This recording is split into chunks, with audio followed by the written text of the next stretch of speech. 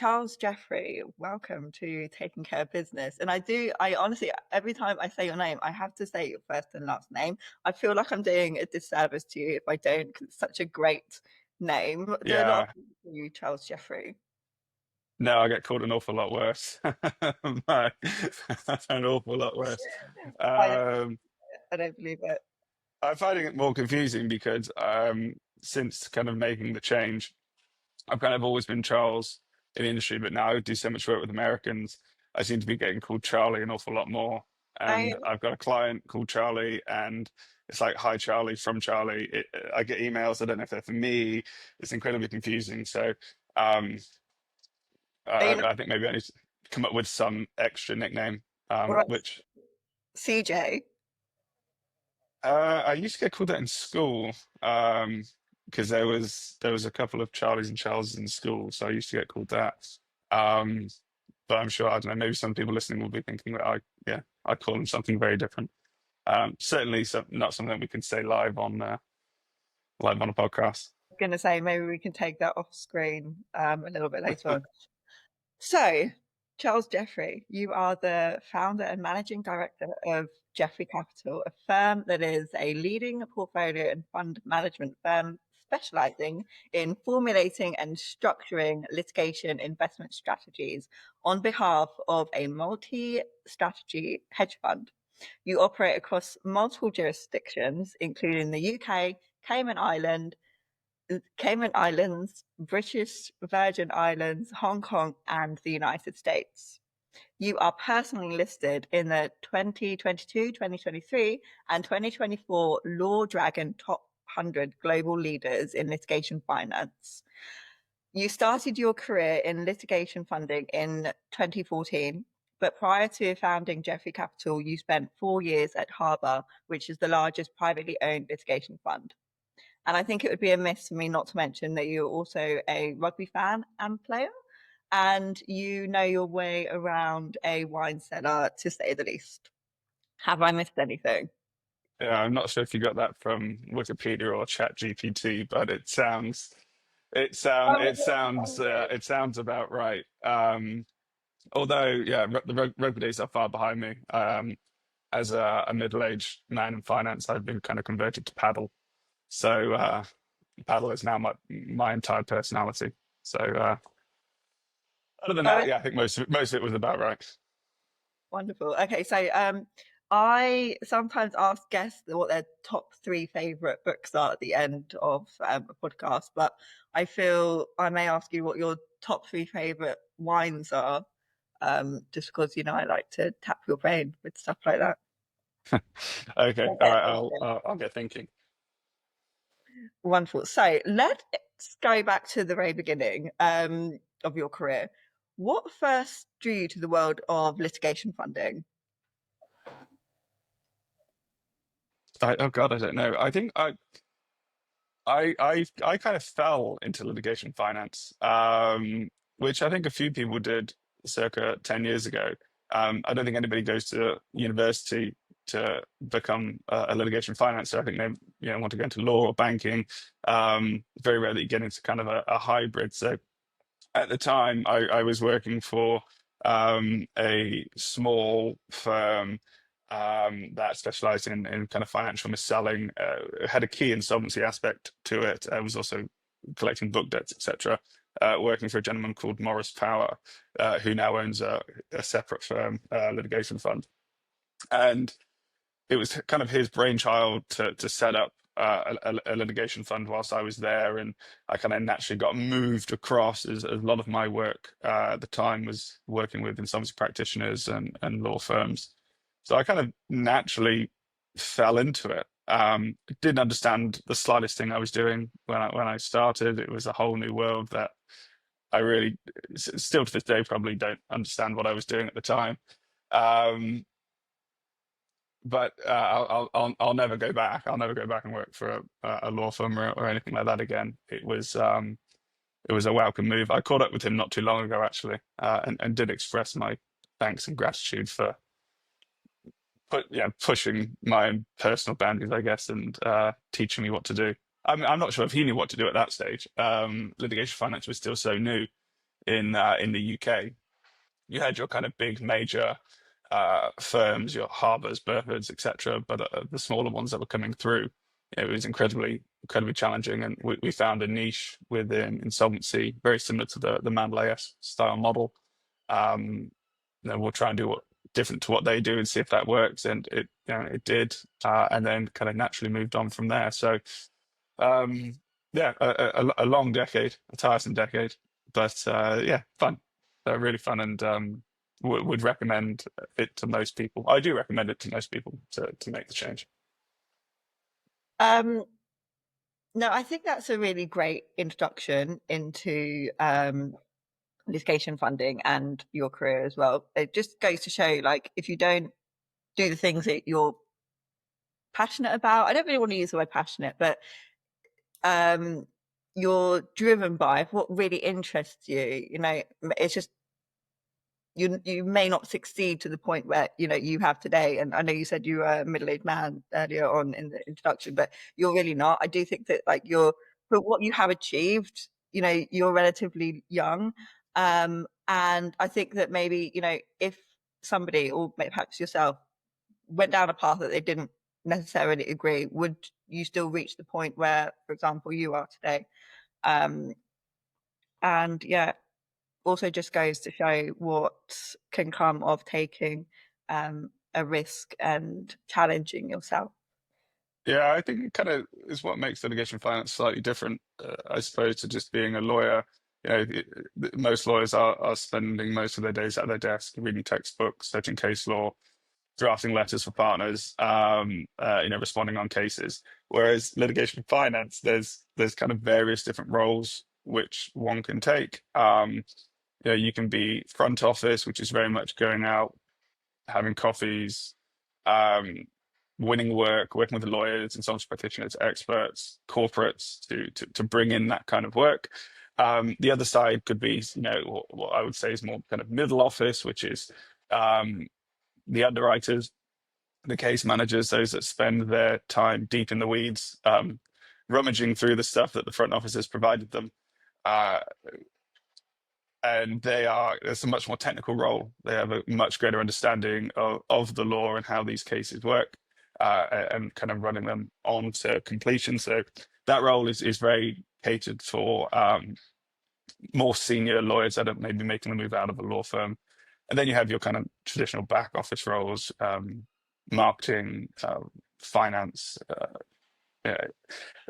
any, I suppose, standard back office role. But the two key roles, I think, is either front or middle office. And maybe if you're really good and really sociable and you like hang around with lots of people and going to the cricket, then maybe a front office role is more for you, which tends to be where I found myself. But if you wanted a more technical role, or you're very deep in case knowledge and case law, and you're working with the lawyers on a daily basis to keep these cases on the straight and narrow, then a middle office case management role could be more for you. And what's great about both is that you can chop and change. You can do a little bit of both. If you are sat in the middle, it doesn't mean you're chained to your desk. You can go out and meet people and socialize and go to events, and everyone's got their own contact base. Likewise, if you are front office, it doesn't mean that you're not an idiot. You can still sit and understand your cases and prepare them for investment committee and working with the middle office. So I like that it's a little bit for everybody. There's no timesheets, regardless of which side of the fence you're on. So that makes a big difference. But yeah, a lot of people ask me about joining firm and joining the market in general. What are the key differences? And it is very, very different to a private practice life. It's very different to being in a bank or a fund, a hedge fund. It is different, but it's for me, it's more enjoyable at least. Yeah, it sounds really interesting, and I like the fact that there is that variety and that you can really play at your strengths, because as you said, there really is something for every kind of personality and skill set there. So prior to founding Jeffery Capital, I mentioned that you've spent 4 years at Harbour. What were some of the most formative experiences during your time there? That's a good question. I thoroughly enjoyed my time at Harbour. I was very much mentored by Susan Dunn, who I think everybody in this game knows who Susan Dunn is. And we were incredibly close. So I think what Susan was really keen for everyone at the firm to learn, as well as the kind of wider management team, was, the variety of cases. I came into Harbour with very much a focus on insolvency and restructuring, both in kind of UK and offshore jurisdictions. But very much was encouraged to span out further than that, looking at different types of claims, whether it's group action, competition, kind of Section 90 securities matters. So I learned a huge amount. And also, I think the attitude towards cases and how to deal with people, Susan just has a wonderful no-nonsense approach. And I think she gets huge respect for that. And I tried to piggyback off that, I guess. But it was, I did really thoroughly enjoy my time there, and was certainly sad to go. And I've still got a lot of friends that work there, and I still talk really fondly of the company. So I think that the number one thing that I really did take away from Harbour was learning more about different types of cases, how to structure different types of cases. You don't run an insolvency the way you would run a cat claim. They are different, and yeah, I do miss it. I had lunch with her not too long ago, and it was fantastic to catch up. So I hope she feels the same anyway. I'm sure she does. She's actually going to come on the podcast next week, so I will ask her for you.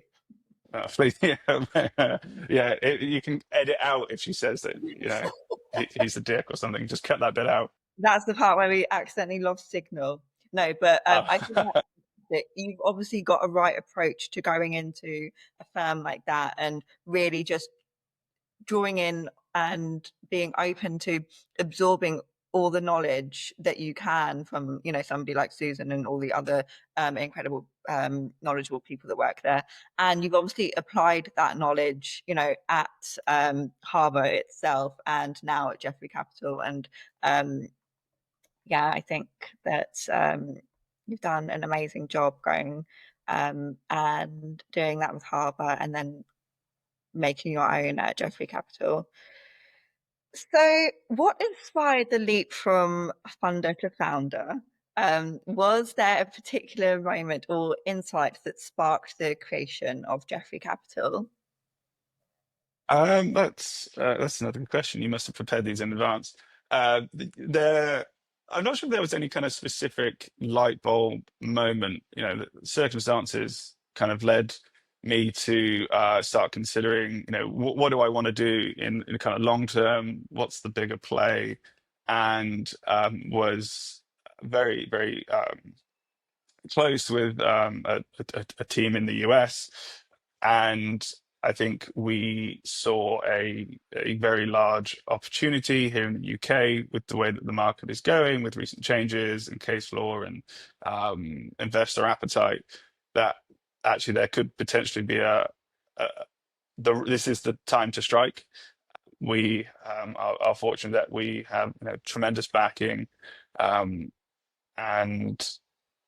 I won't say that the market is distressed. I don't think that's fair, but with the opportunity that had presented itself, it made sense to do it, to go for it. And it's lacking a little sleep. I'm losing a little hair, but I am thoroughly enjoying it. It is very different. It's very different. There were times in the past where I was at Harbour or LCM, and something would come up, and you'd sit there and think, well, that's not my problem. It's, someone else will deal with it. And now you're like, oh God, actually, no, this is my problem. I actually do have to deal with it. And it's meant that I started looking at things that maybe in the past I hadn't seen, I hadn't considered. Certainly, making more informative decisions on case structuring, and in the past would have worked closely with the likes of Susan or Laura McPherson to get a steer on those decisions. But now when that kind of sits in on your desk, and it's your name above the door, it does make a difference. But I'm not sure there was one specific. I didn't wake up one morning and go, "This is exactly what I'm going to do." I knew that I wanted to do something bigger and better, and I guess all the kind of stars aligned in the right way that I ended up here today. So I am grateful for that, and I'm grateful for the team and everybody around me that helped made it happen. Yeah, I mean, I appreciate that there's no perfect moment to do anything. You just have to, just do it sometimes. But it does sound like you took a a great path to where you are today, like looking at the long-term plan, what you want to do, looking at the bigger picture, and then it's almost like you created your own luck. You know what they say about that, luck just doesn't happen, you work for it and then things come to you. um and I think that you're a prime example of that, which is great.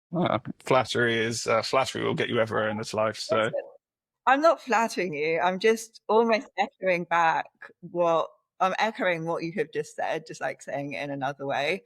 um there's no perfect moment to do anything, like I've just said. Is there a wrong moment to do anything? Possibly absolutely. the right time to do it, but this is what your stars aligned, as you said. It was a good time to do it. Plus, also the you're very aware, like you're self-aware. So, whilst being at Harbour, thinking about the long term, it's just nice that, as you said, your stars lined up. Um, but Yeah, and I had some great, people to chat with, other individuals in the market, the likes of Nick Pont at Lock Capital. He's an amazing person to sit down and talk to because he's kind of done the same sort of thing. You've got the other side of the market, people like Matt Denny, who've kind of left LCM and gone and set their own kind of funding advisory and broking business, and is having great success. So they were really interesting people to talk to. You know, because it's a very, very different life. And again, chatting to Susan, I mean, Susan's run a firm now for, circa 20 years. Um, I don't know how she's still going. It's exhausting, but chatting to the right people as well, and understanding all the little nuances that again you wouldn't have had to consider before. But yeah, right people, right time, right discussions, kind of led to everything kicking off. And yeah, I'm loving every day of it.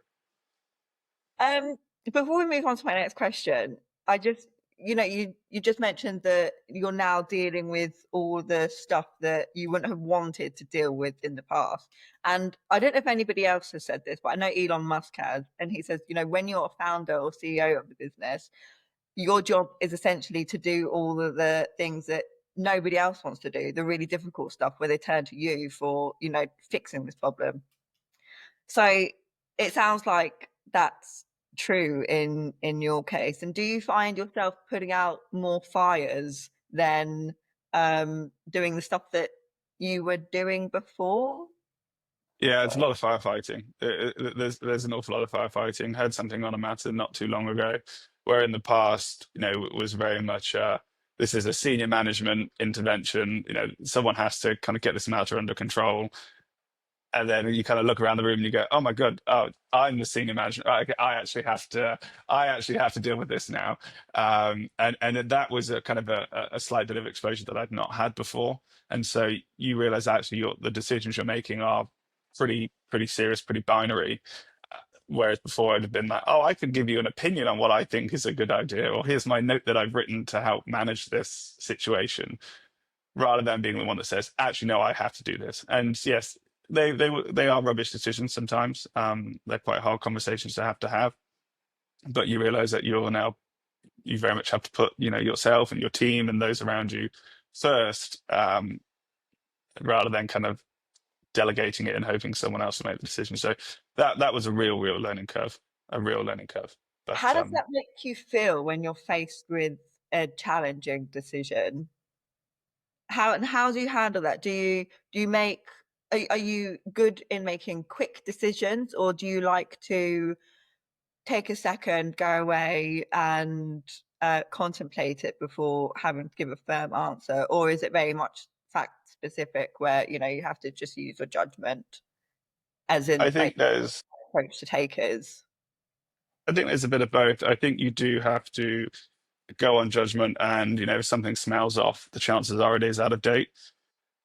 But also, in the past, as I just mentioned, you would take advice from those around you, read their notes, read their memos to understand the situation better. And once you've kind of read all the data and you're then up to date with everything you think that has taken place, then you can go forward and make your decision.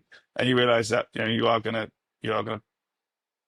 annoy people. People are gonna be, whichever decision you make, someone is going to be upset by it. But you have to make the decision in the best interests of the firm and the client.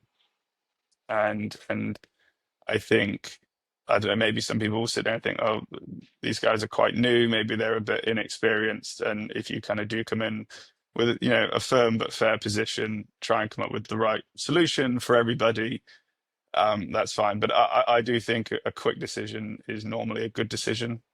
You don't want people hanging around. What are we going to do? Where do we stand? I would very much just rather say, this is what we're going to do, and this is how we're going to do it, Yeah. and then sticking by that decision. Yeah. I think when you've got the knowledge and experience like you do, making that quick decision isn't necessarily a quick decision. It's just what you know, and what you know is, I'm assuming, proven to be right on multiple times. Yeah, I think you get to a stage where you don't, you have to learn to you learn from your wins probably more than you learn from your losses. So if you do make a decision and it is the right decision, try and understand, okay, well, what led me to make that decision, and you know, would I have changed it in any way? Could I have done anything slightly different? But making sure that you're always listening, always open to suggestions, and ultimately that I'm never going to be right all the time. So leave your ego behind, and if someone in the team says, "No, look, I disagree. I think it should be this," then being open and receptive to hearing that, and yeah, very much leaving your ego at the door. I think that's a really great point of view and advice. So thank you for sharing that. So starting a portfolio and fund management firm focused on litigation finance is certainly no small task. Um, how did you start, and what were the biggest challenges you faced in the early days of launching the firm? I think this market as a whole is really rather gossipy. And so I think one of the biggest challenges was, not just letting clients know our messaging, but letting other people in the market know. And so we spent a lot of time at the very beginning working with other funders, brokers, insurers, letting them know kind of who we are, what we're doing, why we're doing it, and getting that messaging across. That was a really key aspect in the beginning, was let's set our own messaging and not have people do it for us. There's quite a lot of firms in town that do this kind of work. We are at the kind of top end of the market. We only deal with typically higher grade investments, certainly higher in their value and ticket size. So again, kind of getting that messaging across was spending some time. And our investment floor is typically $10 million, which naturally leads you to kind of $100 million plus claims. Now those are not super common. So another challenge is finding those investments, because your other major names, your Harbors, Burfords, Omnis, are interested, obviously, in that kind of large size in the market as well. So it's kind of coming in and saying, we're operating in the same sort of space as these great names. We have a slightly different view and how we do things, but that was also challenging a bit, because you start a firm, you get dumped with huge amounts of. I think people bring out their dead quite quick, and we were looking at a lot of stuff that was too small, not in our right jurisdiction. So it was a few long nights, kind of sieving through all of that. A quick no is a good no, so we were just turning a lot down very quickly. Even some stuff that was meritorious and very interesting, we were just politely declining and saying, this isn't where we want to be. We want to build our portfolio, very strong from the very beginning, and taking on the right sort of stuff. So the hardest part was letting people know that we're here to play, we're here to make a big impact, but we do want to sit at a slightly higher end. And I think that a lot of people, or what, why that doesn't make any sense. Do you not want to risk portfolio, nice spread book? And I think no, we were very much bigger is better for us, and that is has now kind of landed. That message is working, and we're the right stuff is now coming through. But it did take a bit of time. I think that that is a great approach to take. I mean, some may think it's a better idea to not lower standards, um, but take in business that you don't necessarily see yourself doing for long term, just in order to get some business in and start off. I mean, saying that out loud, it might not be the wrong approach for everybody to take if they haven't, built up their reputation enough to win the bigger tickets. But you clearly had built up that reputation already. So I think that's a really smart move for you. Yeah, I would say probably 90% of the work we get is from people that we already know. Very, very rarely do we receive work from people we don't know, and if we do, there's no kind of relationship. We don't understand what they do, or they might understand what we do. So if we do see something from an unknown source, we'll take it. We'll look at it with a slightly different view, not in a bad way at all. But as I think we really want to focus on the people we know, the people we like, and if people kind of can come in and send us stuff that we're interested in, then we're very incredibly open to kind of bringing them into our network. But I would say majority of stuff, 90% is from people we know and like and have worked with over the past decade. Yeah. I've been interviewing people for almost 5 years now, and one question that I used to ask religiously to every guest was, how do you win and retain business? And 100% of the time, people would say by doing a good job and having a good reputation. So it's nice to hear you say that.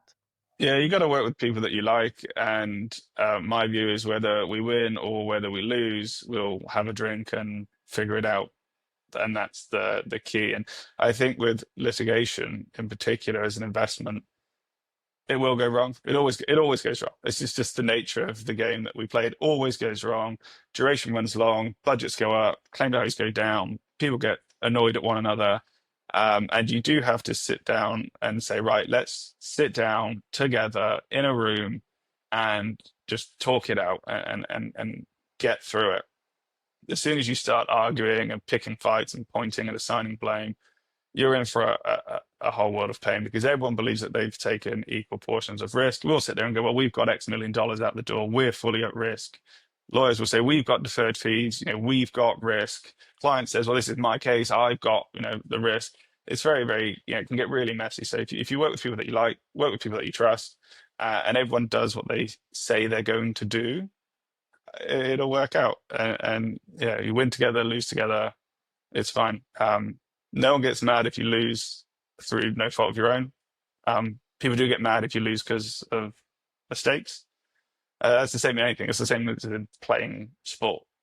As long as you chat through it and figure it out, you'll get more work from those people. Before I move on to my question, I have to just say, when I interviewed you for, I think, the Student Lawyer podcast, I remember you saying something similar, and it was actually a sound bite that we chose to go on the front. You said, do what you say you're going to do. And that has always just kind of like stuck with me whenever I've had something to do that is going to take a long time, but I've got a short deadline. You just do those extra hours into the evening, wake up early, and just make sure you get it done. And I think that if you're working with, a team of, those people that you just mentioned, the lawyers, the client, the funders, the counsel, and everybody is, as you say, doing as they say they're going to do, it just obviously fosters a great culture, and everybody wants to work like that, I suppose. Yeah, or you just pick the right team. pick the right team. There's a section in our investment committee papers that we write, which details the team. It's a whole page. Why do we like this lawyer? Why do we like this counsel? Why do we like this client? What have we done with them in the past? What success have we had in the past? What losses have we had in the past with them? Everything is detailed. Data is key, and it gives us a good understanding. And when the team from the US come over to London, they want to meet certain clients because we've got a great relationship with them. And they'll very much say, who should we be put in front of? Who should we be seeing? Who should we be sat down with? Who do we want to be spending our time with? Who should we want to get to know? Because again, a lot of the stuff that does come in is people that we do know saying, "Oh, I was out with X lawyer, in the pub on Friday, and they mentioned that they're looking for litigation finance on something. I've given them your name." That's the best sales pitch in the world, really. So reputation is really important, and I'd like to think that people say, well, they do what they say they're going to do, and if they don't like it, they just say they don't like it. If they do like it, then they'll run it. So is that enough to build up trust and credibility in the market that is, both competitive and relationship driven? Like, you're very personable, and you do what you say you're going to do, and you've made up these great connections and built wonderful relationships. But I mean, there must be other people in the market that are personable like you are and do as they say they're going to do. What do you think makes you different, and in order to attract the hedge fund that you're working exclusively with now? Is there a golden bit of advice? Yeah, the best advice I think is a quick no is a good no. No one gets mad if you say no, regardless of the situation. If you dilly dally and you push people into exclusivity and you take 3-4 months to say no, people get annoyed because they're like, well, you could have just told me that from the start and I would have gone to somebody else, and I would have phoned you for the next one because you just told me no. So we really hear pride in saying nothing sits on our desk for more than 72 hours without a decision. If it's a case that's come in super quick, if it's something that we want to do, we'll say, look, we're really interested. We do want to pursue this a little further and start, circulating it internally.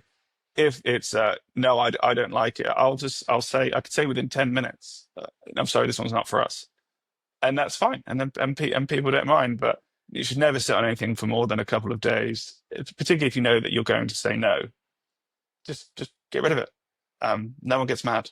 And I think that's the same with all decisions, not just whether you like a case or not. It could be anything. Just say no. It's fine. It's absolutely fine. If they don't like it, well, then they don't like it.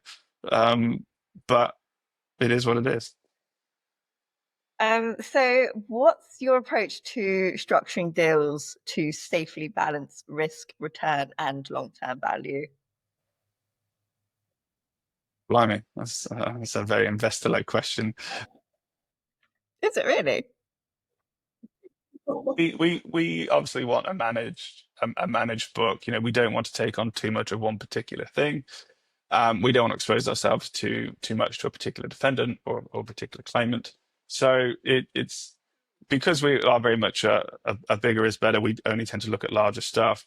We're not normally in a position where we've got a 2 million here, 5 million here, and 20 million here. It's kind of all at that higher end. So we can't build a balanced book on the numbers. So it's very much on the case type, jurisdiction, defendant pattern, etc. Which courts are we in? And the US has a totally different approach to the UK. UK has a totally different approach to Asia. It's about finding, why do we like it? Is this gonna run for 7 years? If so, we're not really going to be that interested. Every lawyer will tell you this is going to settle in 3-4 years. That never happens. Duration always runs long. So having enough data to understand how long do I think this is actually going to run for? What is a realistic duration? It's like when you have claims against banks and people say, "Oh, this will settle. This is obviously going to settle." Um, Never settles. They will drag you to court. They might settle on the doorstep, but you're going to have to be prepared to kind of go the long way. So, um, managing duration is probably the number one thing. Is how long is the money going to be at the door for? Is that money priced reflective on its risk? Uh, but this is where the middle office individuals I was touching upon, this is where they really come into their own. This is their number one role is managing those cases and getting the most effective resolution in the most effective time. Don't settle too early because you might settle way too low, and that's not in anybody's interest, particularly not the client's best interest. Um, you don't want to run this, a 7, 8 year play because then the money's I wouldn't say no longer worth it. That's not fair, but your IRR is just diminished massively. So it's striking the right balance of you can have some things that maybe run to 3 to 4 years, some things that run 4 to 5 years, and just having that kind of equal balance along the way. But you have to be prepared that not everything's going to win. There are going to be some losses. So make sure you truly understand your merits, you truly understand your downside. If things do take a turn for the worse, this is where the relationships with the clients really come in, where you can sit down and have a chat and say, look, this looks actually now, post disclosure, that this isn't as strong a case as we all thought it was. And as a result of which, maybe pursuing it isn't in anybody's best interest. So managing the downside is super, super important. And I won't pretend to know what a case manager or portfolio manager does on a day-to-day basis. It's very much the dark arts, but they are super important individuals. So it sounds like you have got your strategic decision making down to a fine art. And, as we said throughout this interview, you've got the experience, you've absorbed all of the knowledge like a sponge. But litigation financing must throw unexpected challenges your way from time to time. So if I am correct in saying that, what skill set do you think is needed to knock those challenges out the park? Is it a skill set to have the right team around you? Maybe skill sets in hiring. You do need to have the right people around you to be able to help make those decisions. Again, middle office, sorry, is where it's really, really key. But also you understand that we are not a charity. We don't just give money out for free. And no one can just afford to write off 10, 20, 30, 40 million. It does suck when you lose. So you have to be able to manage those downside risks when they come up, and they will come up in every case. Something happens. This is litigation. It's not an easy road. Otherwise, everybody would do it. People wouldn't have to argue for a living if it was super easy. So you have to be able to learn to absorb the data, take that step back, speak to the right people, working closely with internally, externally with counsel, both senior and junior, to truly understand the situation that you're in, and then just make the decision. If the decision is that we're now going to go down a different path, we're going to do this instead on this particular matter, then great. If the decision is to shake hands and walk off, then that's what you do.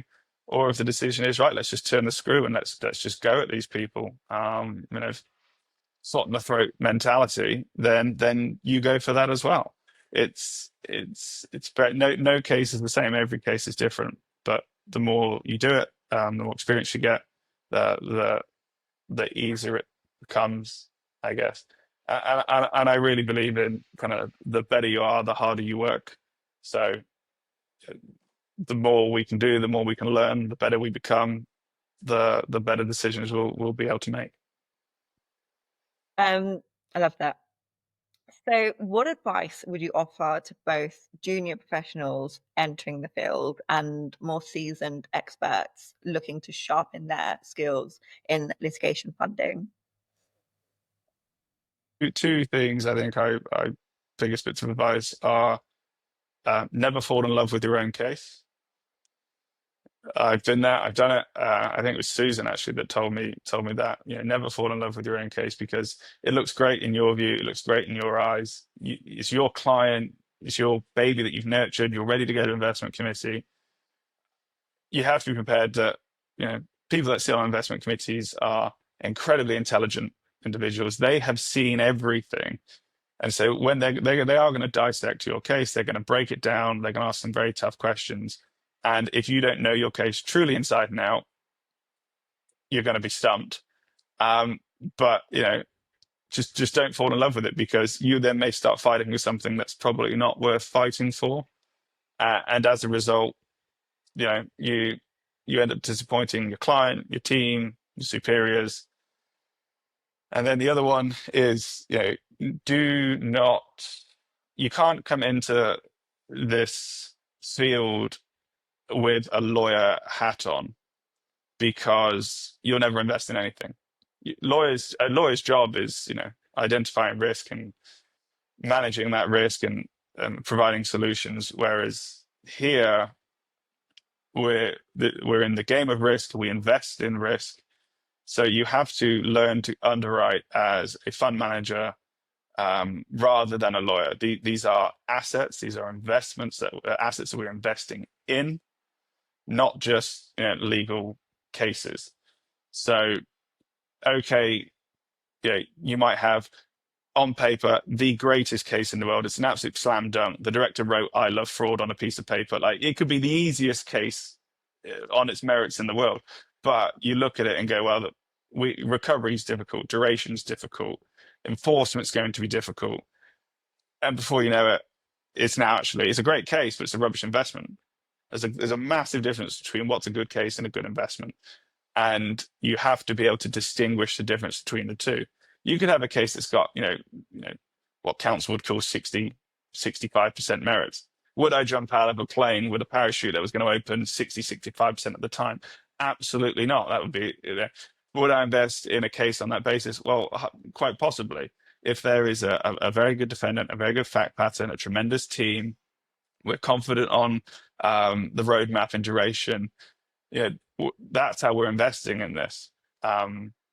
This is litigation. You can have the best case in the world. A judge might not like you. You could have a witness crumble. A witness could die, and anything could happen that could flip your case on its head. So you have to understand that every case has its risks, some bigger than others, but it's more than just about the straight up merits of the case. You look at the Supreme Court decision on Friday. There are some firms that have invested tens and hundreds of millions into these car mis-selling finance claims, PCP.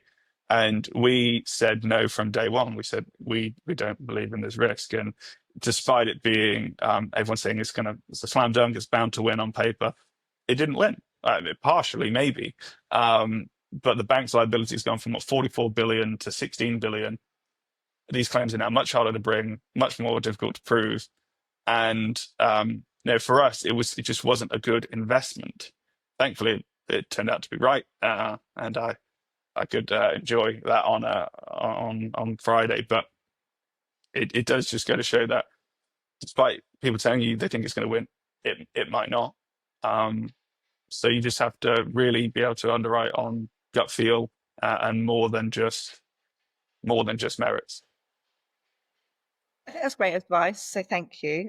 Just going back to your first piece, never falling in love with your own case. I guess if you always stick by that, it's much easier to, as you said earlier on, just say no.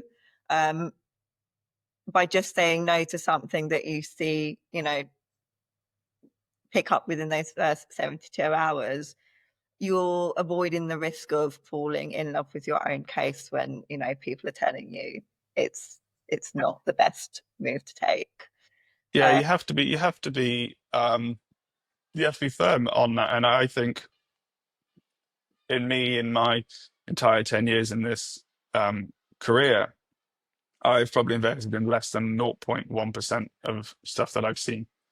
Um, you have to be prepared to say no, and even if it's something that you really like, I learned the hard way. I had something when I was at Harvard I really really wanted to do. I really really liked it, and was told no. And it was a real eye opener for me because I was like, well, why is it a no? This is a great case. Obviously, this is a great case, um, and it did, funnily enough, turn out to be the correct decision, not to run it. But that was a real eye opener for me, a real eye opener. And then I just kind of learnt sort of, well, if it's a no, it's a no. It's fine. You have to kiss a lot of frogs until you find the right one, and this is no different. I think that that's a great approach to have in life in general. If you fill up your life with things that aren't quite right, but you don't want to let go of them for, not correct reasons, you're you're blocking what should be in your life from coming in. So I think that that's a great approach to have. So we're coming to the end of the interview now, unfortunately. So I have really just one question to ask, apart from your top wines, which we will come on to. What does taking care of business mean to you? Oh, blimey. I think again, just repeat myself like a broken record. It's doing what you say you're going to do. Um, don't if you don't like it, just don't do it. As simple as that. If you like it, do it. If you say you're going to do it, you do it, and that's it. No one gets mad if you say no. So a quick no is a good no, and I think that's probably going to be the hill I'll die on. Feel free to write it on my grave. A quick no is a good no. I love that advice. You could never sound like a broken record. You're one of those songs that people just play on repeat, repeat, repeat. So come on then. What are your top? I'm going to go with three. What are your top three wines that you're drinking at the moment? I would say 2005 Chateau Palmer. It's always been my personal favorite. I think 2002 Dom Pérignon P2. It's just fantastic in every way. And then I know there's probably gonna be someone that's listening, a very good friend of mine, who hates all of the wine I drink, but adores nothing more than a big heavy red. So I'm going to say a Beckstoffer by B Cellars, ideally 2019. I say that because he gave me a bottle of it not long ago. So, uh, but it was delicious. If you are listening, Well, thank you for all of your advice and top tips, Charles. It's always a pleasure. And I will be not hounding, but in touch about that podcast that we'll be hosting together one day, I hope in the future. that sounds good. Oh, this has been great. Thank you so much. Thank you for being a guest, and thank you for everybody for tuning in to another episode of Taking Care of Business.